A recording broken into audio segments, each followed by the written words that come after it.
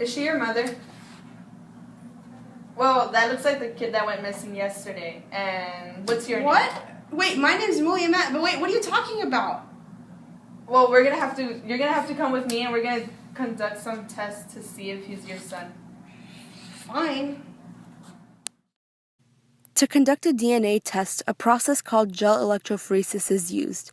It allows us to visualize and compare different DNA samples. To conduct gel electrophoresis, DNA first needs to be acquired. In this case, DNA from both Williamette and the child are needed.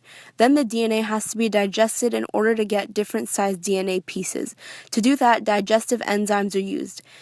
These enzymes each have unique restriction sites, and they cut up the DNA at those sites. After the DNA is digested, it is placed into wells of a gel.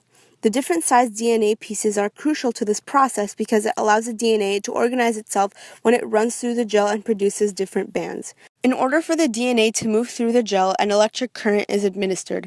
The side of the gel with the DNA has a negative charge, while the other side is positively charged. Since the DNA is negatively charged, it will move through the gel to the positive end. Then the DNA is separated by size. The smallest pieces travel fastest, while the largest pieces travel more slowly. Again, since the DNA moved at different speeds, the different bands formed. The bands are used for comparison. From there, a conclusion can be made, in this case, about whether or not Williamette really is the mother. This test is highly accurate because it deals with DNA, which is unique to everyone. So the DNA results came in and it concludes that he is not your son. You will be arrested. Wait, what? What? You have the right to remain silent. No! No! No!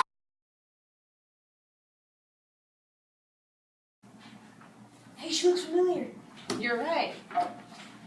Please come with me. We're going to have to do some fingerprint scanning. Wait, what? What? Please sit here. No, but wait, no, please, no, I don't want, no. Fine. The U.S. requires all immigrants to provide fingerprints to run background checks. If the individual in question has committed a crime in the country, this security measure will let officers know and they can take appropriate actions. This process is enforced by the UCSIS, the U.S. Citizenship and Immigration Services. A fingerprint scanner has two basic jobs. It needs to get an image of your finger and it needs to determine whether the pattern of ridges and valleys in this image matches the pattern of ridges and valleys in pre-scanned images on record. Every individual has a different and unique pattern to their fingerprints. Even if both individuals were blood-related or even twins, they would still have unique and different patterns. And while two prints may basically look the same at a glance, a trained investigator or an advanced piece of software can pick out clear, defined differences. Only specific characteristics which are unique to every fingerprint are filtered and saved as an encrypted biometric key or mathematical representation.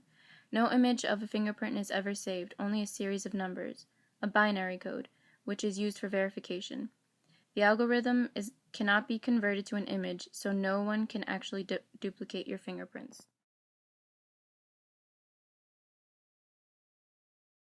So your fingerprint scans came in and it did not match with the fingerprint records that you have. You will be arrested. Wait, what? Wait, what are you talking right about? to remain silent. No! No! No!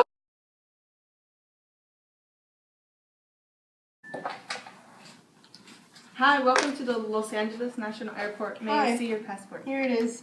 Okay. So we're just verifying if your face matches with your passport's picture, but I'm not really sure if it matches. Doesn't it? So, come with me, Mrs. Johnson. We're gonna.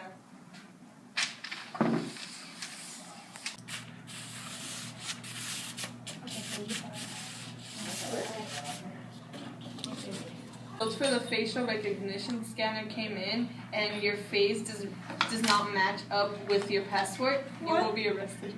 Wait, what? silent. No! All the scenes. Recognition is based on the ability to recognize a face and measure important features of the face.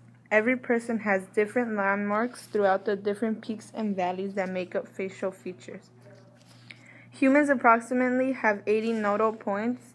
The system measures the distance between the nose, the width, the depth of the eye sockets, shape of the cheekbones, and the length of the jawline. They are measured creating a numeral code called faceprint. It is a very delicate process when using a 2D system because even the slight changes in the light or orientation can change the accuracy of the system. In 3D facial recognition, the light or orientation doesn't matter. In fact, you can do this in a dark room and it will still be able to recognize the different angles. Facial recognition has been used in the program called U.S. Visit. When someone is given a visa and matches the pictures to any known criminals or identity theft, when the person arrives in the U.S. at the port of entry, the person's face and fingerprints are verified. The potential limitations are the image quality, image size, the face angle, and processing and storage. It is not easy to circumvent the system because most systems now require you to blink during the process to see if you are a real person. The issues of information privacy are none because it is only for the use of safety purposes with the FBI to capture any criminals.